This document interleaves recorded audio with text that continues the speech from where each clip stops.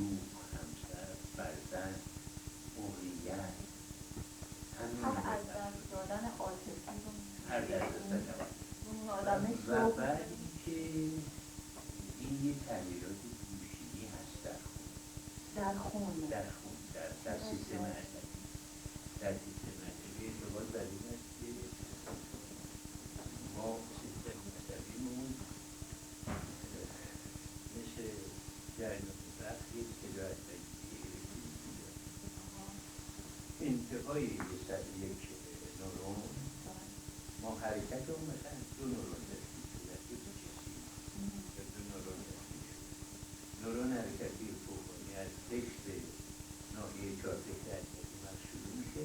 آکسونش که همون تیم هدایت هست کوچیده شده اطرافش در محیط سفید و چربی مانند میگیم که اگر این باشه هدایت پذیر نباشه